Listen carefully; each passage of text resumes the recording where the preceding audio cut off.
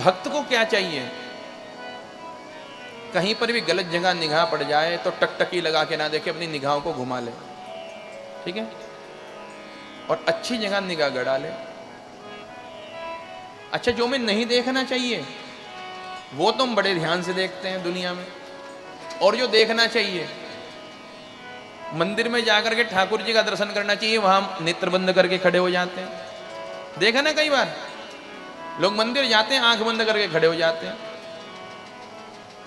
मेरे भाई, ये आंखें संसार का दर्शन करने के लिए नहीं मिली हैं, ये आंखें परमात्मा का दर्शन करने के लिए मिली हैं। मैं कई बार कह देता हूं कि एक बार हम अपने कुछ शिष्यों के साथ वृंदावन गए, हरिद्वार से वृंदावन गए। बांके बिहारी के हमारे गोस्वामी जी ने हमको बिल्कुल आगे खड़ा कर दिया, वो है ना। तो बांके बिहारी जी उस दिन बाहर जगमोहर में आए हुए थे, तो बिहारी जी का दर्शन चल रहा है, हम अपरक दर्शन करने का प्रयास कर रहे हैं। बोलो बांके बिहारी लाल की, तुम्हारा दर्शन चल रहा है। अच्छा, हो हल्ला हुआ, भीड़ हुआ, तो ऐसे ऐसे साइड में लगा ना, तो हमारा मुख घूम गया, हम पूरे ऐसे घूम गए। तो बराबर में एक शिष्य खड़ा था, वो भी ऐसी ठोडी लगा करके खड़ा था। बांके बिहारी जी की जो देहरी है ना, वो नीचे वाली, वहां, तो उसने आंख बंद कर रखी है। मैंने ऐसे देखते देखते उसे हिलाया, मैंने, भैया तू हरिद्वार से वृंदावन काहे को आया, जरा ध्यान कर, बिहारी जी का दर्शन कर। यहां तू आंख बंद करके खड़ा है, इतना एफर्ट लगाकर, इतना पैसा खर्च करके, अब इतना समय लगाकर, अपने 10-10 काम छोड़कर कई किलोमीटर दूर हरिद्वार से वृंदावन क्यों आया?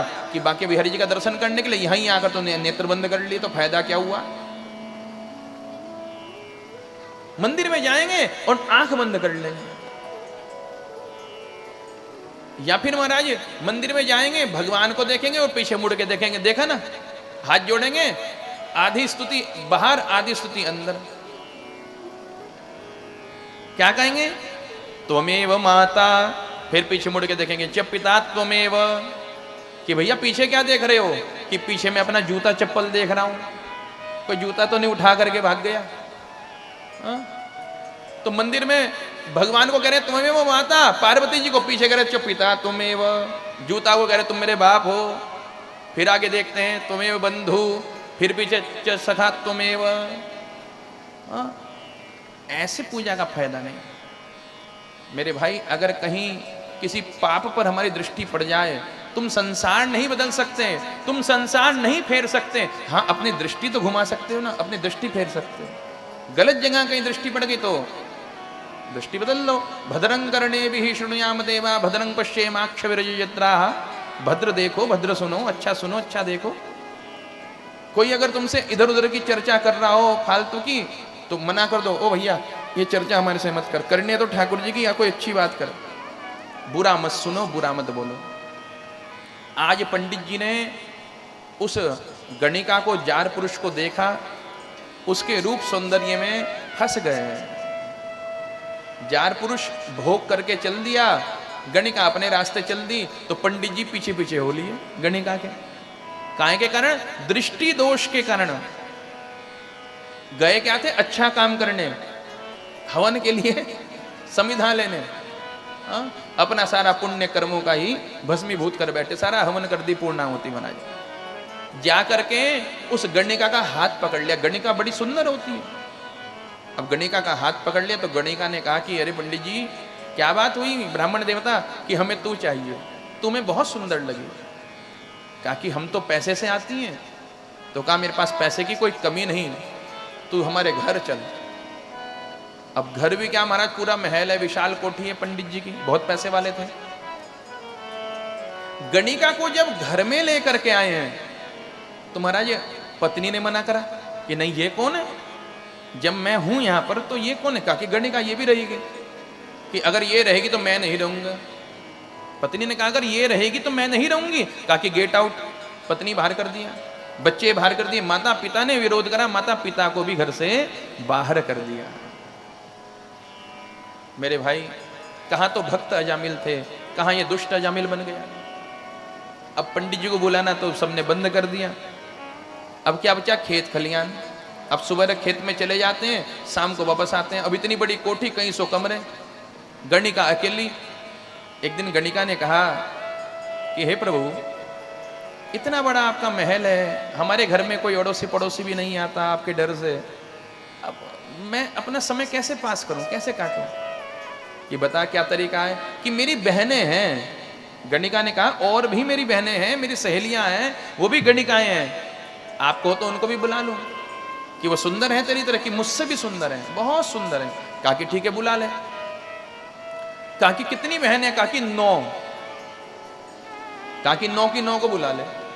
अब देखो, एक गणिका पहले से थी, 9 और आ गई, अब कितनी हो गई? 9 और 1 10 गणिकाएं हो गई। ये इसके धन को लूट लूट करके खाने लगी। अब एक का खर्चा तो संभलना था, जब 10 का खर्चा हो गया तो भैया अब तो चोरी डकैती करने लगा। लंबा चौड़ा था ही अजामिल, और महाराज किसी को मार देवे, किसी को तलवार मार दे, किसी को गदा मार दे, और लूट करके सारा धन लिया है। मेरे भाई, कथा हुई नहीं है, कथा आज भी हो रही है। हमारी भागवत जी, हमारा महाभारत, हमारे रामायण, हमारे शिव महापुराण, ये प्रैक्टिकली ग्रंथ हैं, ये आज भी लाइव हैं, ये आज भी चल रहे हैं। कथा हुई नहीं है, कथा हो रही है, आज भी चल रही है। कथा को अपने जीवन से जोड़ो। इस ब्राह्मण का नाम क्या है? अजामिल। क्या नाम है? अजामिल।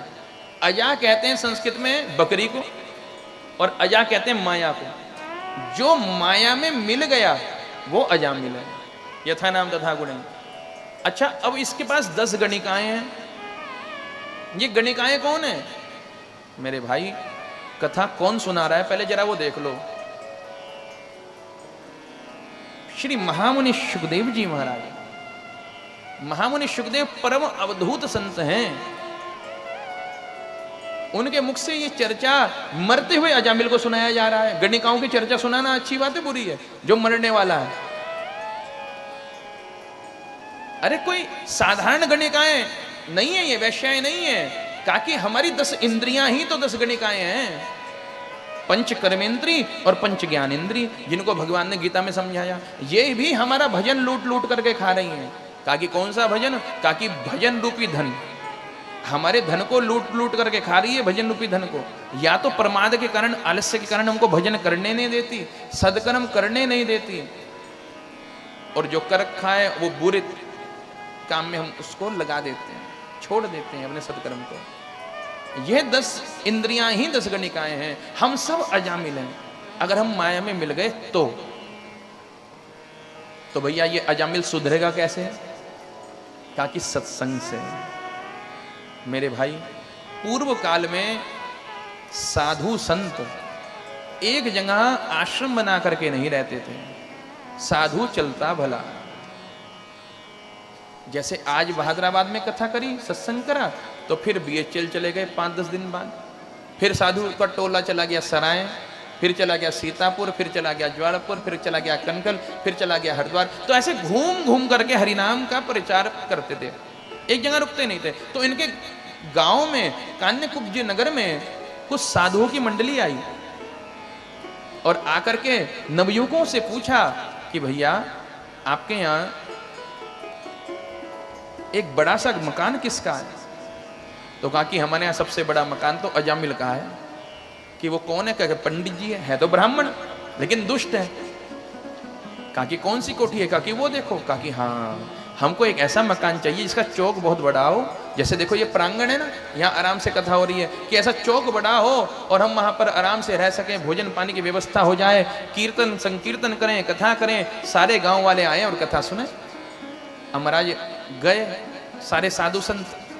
अजामिल का द्वार खटखटाया। अरे पंडित जी, अरे अजामिल जी। अब ऊपर की अट्टालिका से दरवाजा, खिड़की खोली। एक गणिका ने, उन्होंने कहा अरे इतने सारे साधु संत।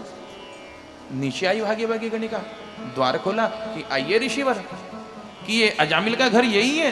कि हाँ यही है। हरिओम हरिओम कहते हुए सब सारे बाबा लोग अंदर चले गए। अरे भैया बहुत बढ़िया चौक है। बिटिया हम यहाँ धूना बना ले? कि बना लो बाबा जी। धूना बनाना शुरू। बेटा यहाँ यज्ञ कुंड बना ले, हवन कुंड? की बना लो बाबा जी। बेटा हम यहाँ पर लेट जाएं, हम यहाँ बैठ जाएं, कथा कीर्तन शुरू कर दें? कि कर लो बाबा जी। देखो गणिका ने क्या कहा? कि इस दुनिया में दो चीज दुर्लभ हैं, बाकी सब कुछ सुलभ है। कि क्या? संत समागम हरि कथा, तुलसी दुर्लभ दो, सुतदारा और लक्ष्मी ये तो पापी के भी हो। संत समागम हरि कथा, हमारे जीवन में कोई संत आ जाए, कोई विद्वान आ जाए, कोई गुरु आ जाए, कोई ब्राह्मण आ जाए, ये दुर्लभ है। संत समागम और हरि कथा, और वो हमको हरि की कथा सुनाते हैं। तुलसी दुर्लभ दो है, तुलसीदास जी कहते हैं ये दो चीज ही दुर्लभ है, बाकी दुनिया में सब सुलभ है। तो गणिका ने कहा कि हमारे घर का तो कोई पानी भी नहीं पीता, पाप की कमाई का पानी है गणिकाओं के हाथ का। और हमारे घर कोई साधु संत कभी आएगा नहीं, ब्राह्मण आएगा नहीं, ये संत खुद कृपा करने के लिए संत भगवान आ गए। अब मुझे भरोसा है कि ठाकुर जी ने भेजा है। अब मोहे भा भरोसा हनुमंता, बिनु हरि कृपा मिल ही नहीं संता। संत आ गए, कृपा होगी। अब महाराज उसने बुला लिया। अब संतों ने अंदर आकर के कीर्तन करना प्रारंभ किया।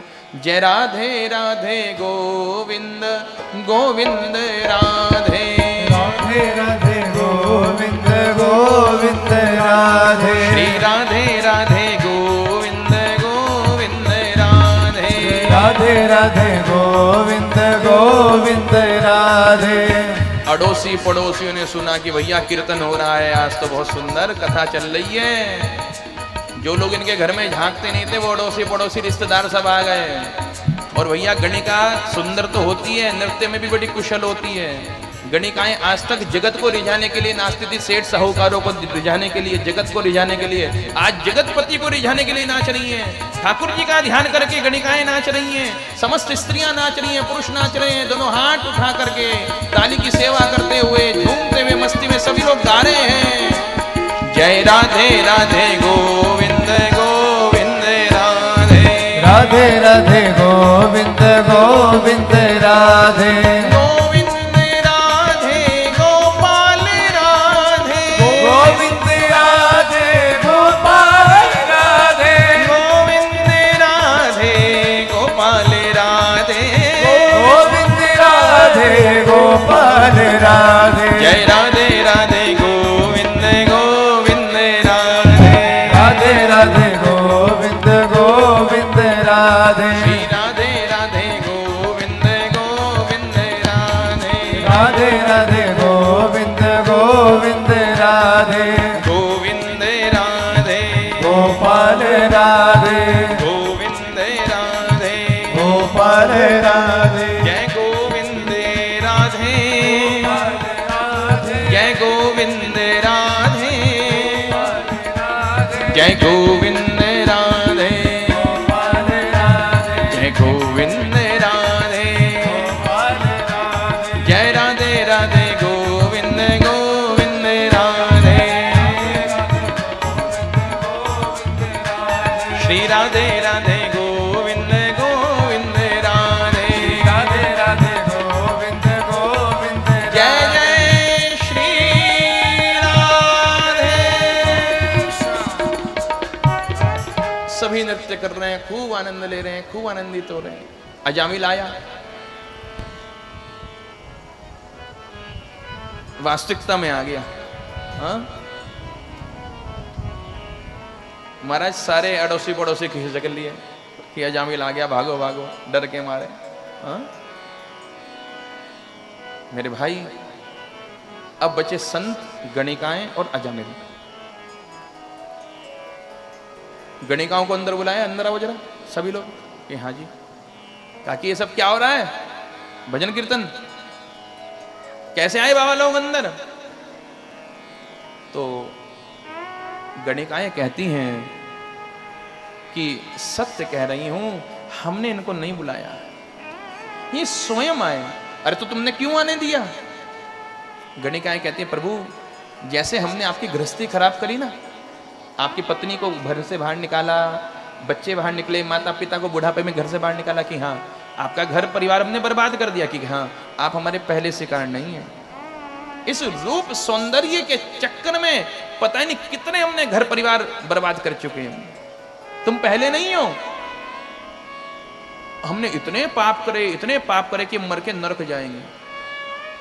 और संतों की चरणों की धूल घर में पड़ जाए, किसी विद्वान का सानिध्य मिल जाए तो मुक्ति मिल जाती है, स्वर्ग नहीं वैकुंठ मिल जाता है। तो महाराज संत खुद चल करके आ गए, तो हमने कहा कि अपना जीवन, अपना लोक और परलोक सुधार लेंगे, हम संतों की, ब्राह्मणों की सेवा करेंगे। अब महाराज अजामिल के पैरों के नीचे से पृथ्वी खिसक गई।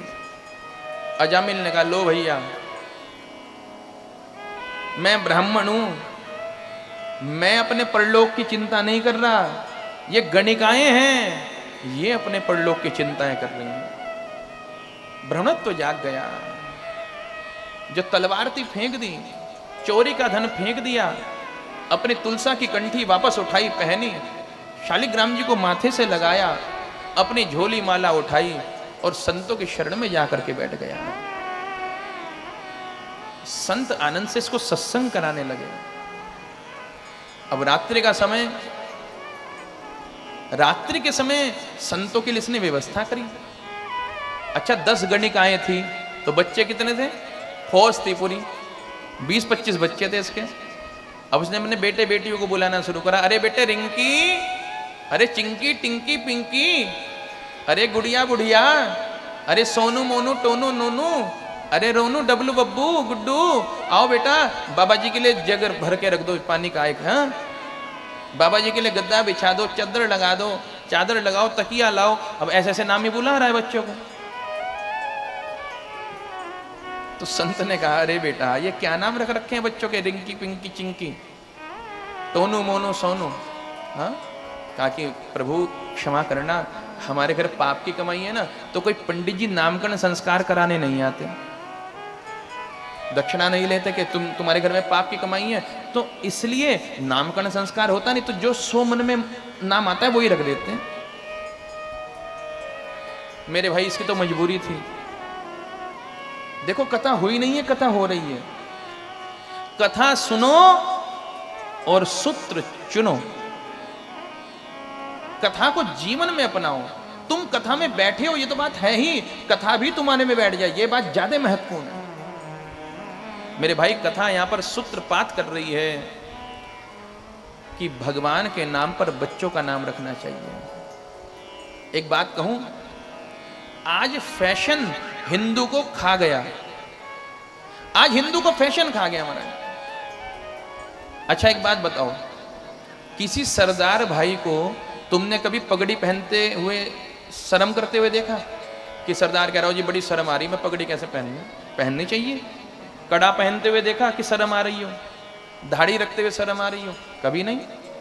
अच्छा किसी मुस्लिम भाई को देखा कि गोल टोपी लगाते हुए शर्म आ रही हो, ऊंचा पजामा पहनते हुए शर्म आ रही हो, नमाज पढ़ने के लिए जाते हुए शर्म आ रही हो? कभी नहीं देखा किसी को। छोटे से लेके बड़ा बच्चा तक जुम्मे में शुक्रवार को गोल टोपी लगाकर चल लेगा, नमाज पढ़ने के लिए सब इकट्ठे हो जाएंगे, कभी शर्म नहीं करेंगे। अच्छा तुमने कभी देखा कोई ईसाई भाई है और वो क्रॉस पहनने में शर्म करता हो, या ऐसे क्रॉस जो बनाते हैं प्रेयर ब्रेयर उसमें शर्म करता हो? करता है शर्म? नहीं। किसी को अपने धर्म का पालन करने में शर्म नहीं आ रही, केवल हिंदू को शर्म आ रही है। हिंदू को फैशन खा गया। आज हिंदू को तिलक लगाने में शर्म आती है। कितने हिंदू ऐसे जिनके मस्तक शून्य रहते हैं। अरे बहुत बड़ा तिलक नहीं, छोटी सी केसर चंदन की बिंदी लगा लो, लोली की बिंदी लगा लो, हनुमान जी का सिंदूर लगा लो, मस्तक शून्य हिंदू। अब मैं जो कहूंगा ना वो शास्त्र कह रहे धिक्कार है उस पर, जिसका माथा सूना है। स्त्रियां भी बिंदी लगाती हैं, पुरुष पूजा पाठ हुई, तिलक लगाया, सत्यनारायण भगवान की पूजा पूरी हुई, उसको पूछ दिया।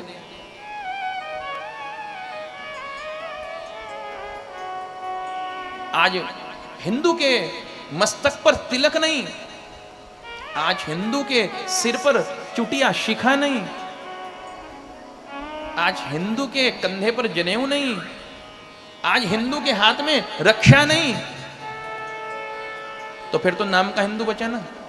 हर चीज में हमको शर्म आ रही है। धोती पहनने में शर्म, हाँ, कुर्ता पहनने में शर्म, बाकी किसी को शर्म नहीं है।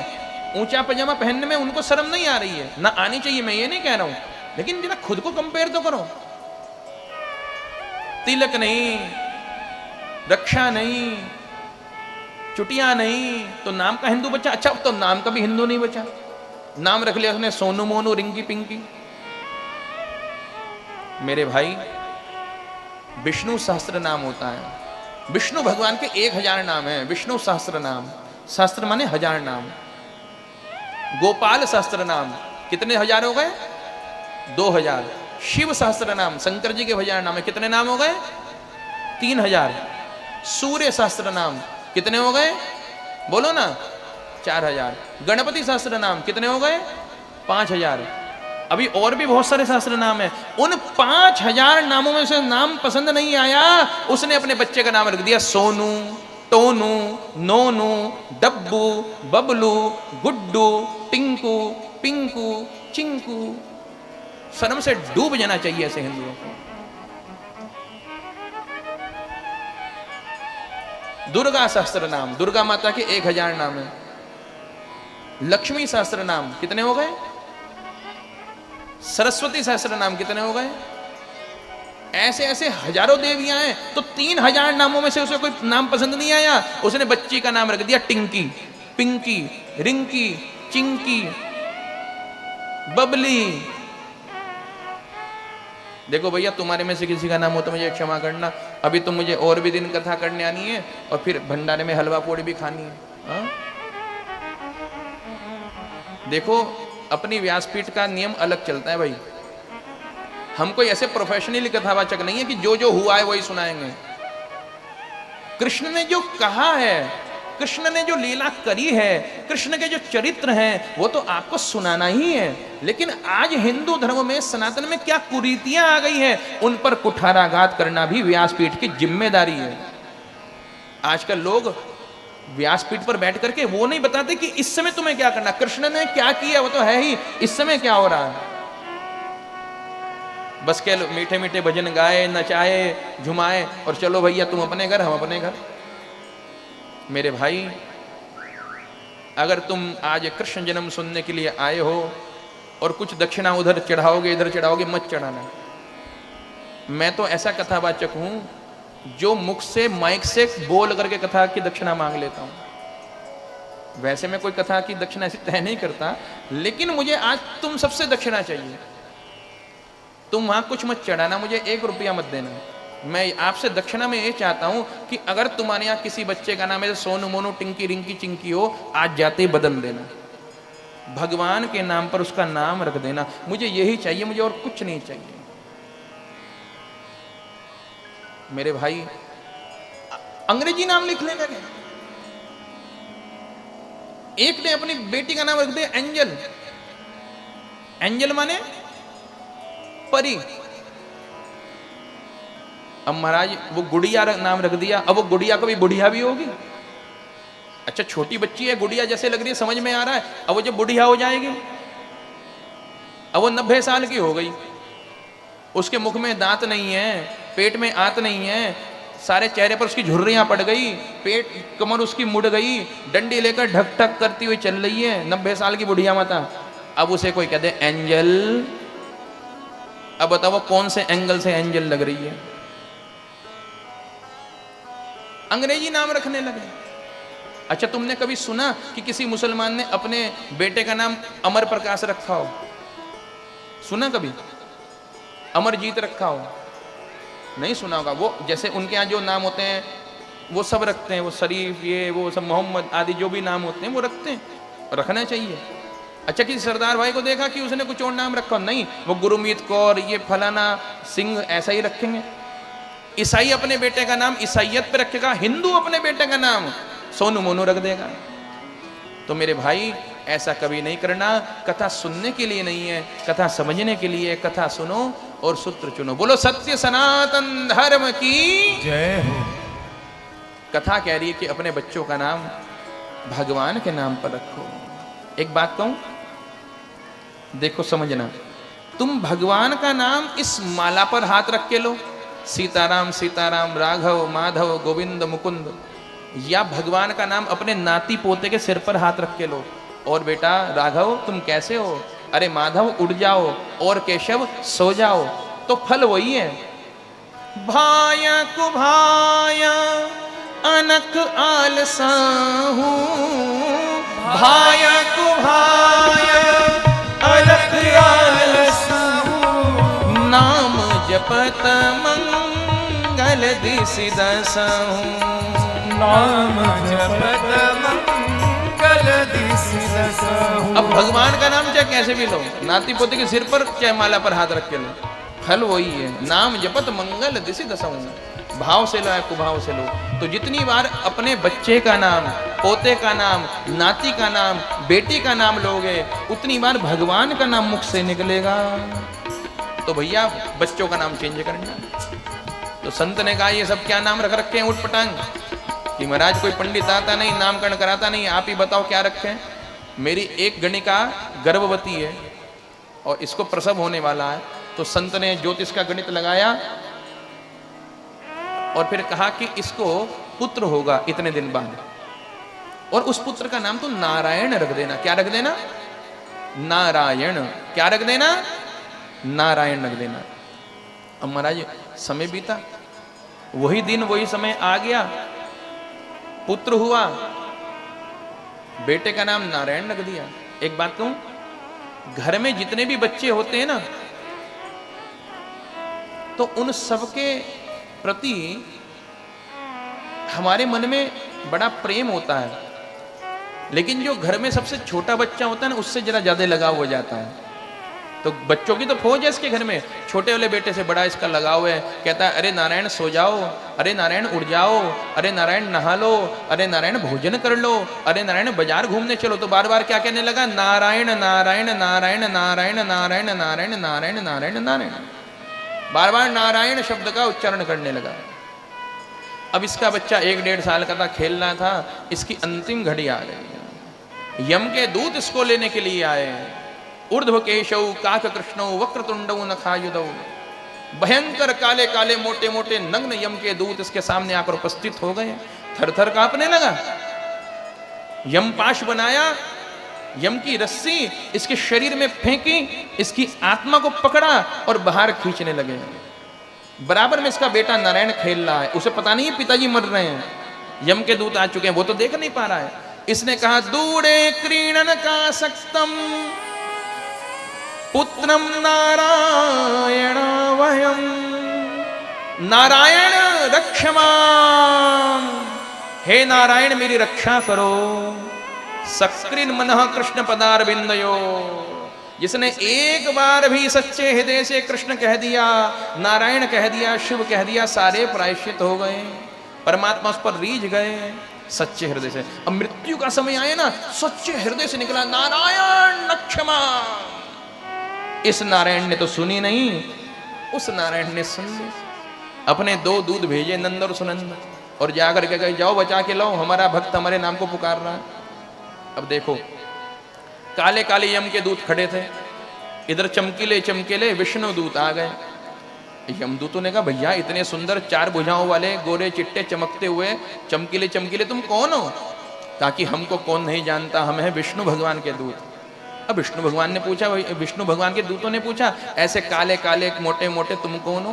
ताकि हमको कौन नहीं जानता, हम हैं यम के दूत। यमदूतों ने पूछा कि तुम क्यों आए हो? कि हम इसको बचाने के लिए आए हैं। विष्णु दूतों ने पूछा तुम क्यों आए हो? यमदूतों ने कहा हम इसको ले जाने के लिए आए, नरक की भट्टी में ले जाकर के डालेंगे। विष्णु दूतों ने कहा तुम इसको नहीं ले जा सकते, क्योंकि इसने हमारे स्वामी नारायण का नाम पुकारा है अंत समय में। यमदूतों ने हंसते हुए कहा कि हम तो सोचते थे भैया विष्णु दूत बड़े पार्षद लोग, बड़े विद्वान होते होंगे, अरे तुम तो 1 नंबर के मूर्ख निकले। कि क्यों? अरे इसने तुम्हारे स्वामी नारायण को, भगवान को नहीं पुकारा, इसने तो अपने बेटे नारायण को पुकारा है। देखो ये बच्चा खेल रहा है इसका। अब ये बात सुनना है अजामिल, दोनों का संवाद सुनना है, यमदूतों विष्णु दूतों का, कि तुमने बेटे को पुकार रहा है। तो विष्णु दूतों ने कहा कि भैया हम मूर्ख नहीं है, मूर्ख तुम हो। कि क्यों? अरे इसके नाम, इसके बेटे का नाम नारायण तो अभी 1-1.5 साल से पड़ा है, और हमारे स्वामी का नाम नारायण। जब दुनिया नहीं थी तब भी नारायण थे, जब दुनिया है तो भी नारायण है, और जब दुनिया नहीं रहेगी तब भी नारायण रहेंगे। त्रिकालाबाध्यत्वम सत्यत्वम, श्री कृष्ण श्री नारायण परम सत्य है। अच्छा, पहले हुई बात, फिर हुई मुक्कालात। यम के दूत बड़े बलिष्ठ थे, लेकिन विष्णु दूतों के आगे ठहर ना पाए। विष्णु दूतों ने छठी का दूध ध्यान करवा दिया महाराज। इतना मारा, किसी की नक्सी छूट गई, किसी की आंख फूट गई, भागे भागे यमराज के पास गए, हाय हाय हाय बचाओ बचाओ बचाओ। देखो, जब कहते हैं सिपाही पिटता है ना, तो सीधा थानेदार के पास जाता है। महाराज उस मोहल्ले में बच्चों ने पकड़ के मुझे बहुत मारा, लड़कों ने, फटाफट फौज भेजो। तो यमदूतों का मालिक कौन है, स्वामी कौन है, यमराज। यमराज के पास गए। यमराज ने कहा, अरे भैया, ये कौन सा ऐसा दुष्ट पापी आ गया जिसने यमदूतों को पीट दिया। एक एक यमदूत बहुत सारे पापियों पर शासन कर लेते हैं, पापात्माओं पर, 100 200 सैकड़ों हजारों। तो कहा कि कौन है? अरे महाराज, बस क्या बता मैं, आपने कान्यकुब्ज नगर में भेजा था उस अजामिल को पकड़ने के लिए कि हाँ। अरे वहां उसका बेटा खेल रहा था, उसका नाम था नारायण। अब नारायण नाम जो सुना, तुरंत यमराज ने कहा कि चुप हो जाओ, चुप नहीं बोलना। अब देखो, उसको तो सब बात बतानी है कि मुझे कैसे मारा, कब मारा, क्यों मारा। यम के दूत बताने, महाराज ऐसे ऐसे मारा, हाथ तोड़ दिया। वहां नारायण के दूत आ गए। हमने कहा कि तुम्हारे स्वामी नारायण को नहीं पुकारा, इसने अपने बेटे नारायण को पुकारा। इस तरह की बात होने लगी। अब बार बार नारायण नारायण नारायण नारायण शब्द कहने लगे। यमराज अपने सिंहासन से कूद करके भागे और जा करके अपने दूतों का, यमदूतों का मुख बंद कर दिया। कहा कि खबरदार, ये परम मंगलमय भगवान नारायण का नाम यहाँ अमंगल अपवित्र जगह नरक में नहीं लेना। तुमने जितनी बार भगवान का नाम लिया ना, नारायण नारायण का, जिसके पाप के कान में पड़ा ना, सब मुक्त हो गए, सब स्वर्ग जा रहे हैं। हाँ, उधर ब्रह्मा जी का, इंद्र का फोन आ रहा है, भैया ये क्या कर रहे हो, इतनी तो जगह भी नहीं है यहाँ, सबको मुक्त करके भेजे जा रहे हो। कहा कि महाराज अब खाई सो खाई, आगे खाए सो राम दुआई। ये बताओ कि किसको पकड़ने जाया करें, किसको पकड़ने ना जाया करें। तो गरुड़ पुराण के अंदर यमराज अपने यमदूतों को कह रहे हैं कि सुनो, जो कोई भगवान का भजन करता हो, भगवान का नाम जप करता हो, उसको पास भूल के भी मत जाना, क्योंकि उसका संबंध तुम्हारे बॉस के बॉस से है।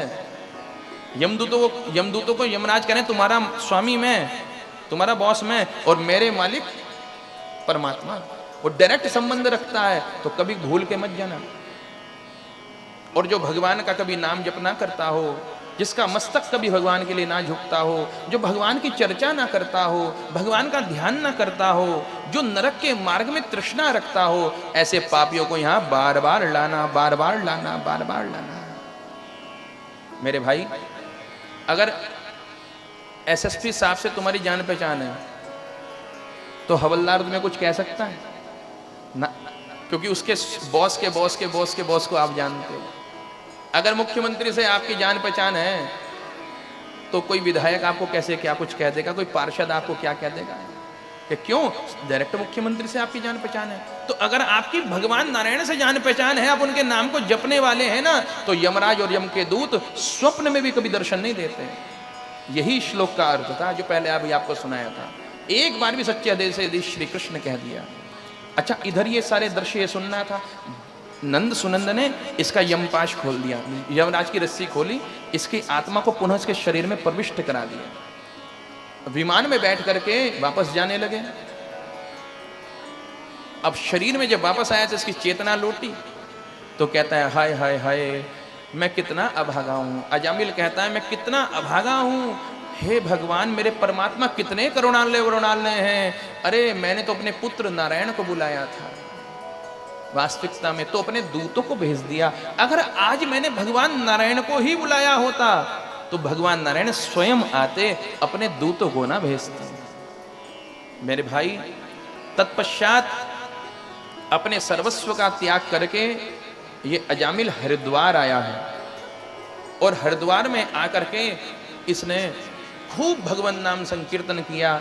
और अब की बार जब अपने शरीर को छोड़ा है ना, तो यम के दूत लेने के लिए नहीं आए, इसको यही दोनों पार्षद लेने के लिए आए हैं, नंद और सुनंद। और महाराज वैकुंठ विमान में बैठ करके वैकुंठ को चला गया। काहे के कारण? भगवान के नाम के आभास के कारण। अजामिल का जो चरित्र है ना, ये नाम की महिमा नहीं है, ये नामाभास की महिमा है। नाम के आभास से किसी को पुकारा तो नारायण आ गए, नारायण को पुकारता तो जाने क्या हो जाता। हाँ, परम पद इसको मिल गया है। धोखे से भगवान का नाम लेने का ये फल है, अनजाने में। तो सच्चे हृदय से जो नाम ले, भगवान का भजन करे, उसका तो कहना ही क्या। इसलिए कथा सुनो और सूत्र चुनो। अगर तुम्हारा बच्चों का नाम ऐसे कुछ रखा हो ना उल्टा सीधा, तो अपने बच्चों का नाम आज से जाकर बदल देना। बेटे आज से तुम्हारा नाम मुकुंद है, आज से तुम्हारा नाम नंदनी है, आज से तुम्हारा नाम सुरभि है। ऐसा कोई भगवान का नाम, राघव है, गोविंद है, माधव है, कृष्ण है, राम है, गोपाल है, जो नाम रखना चाहो वो नाम रख दो। तो यहां भी कल्याण और वहां भी कल्याण है।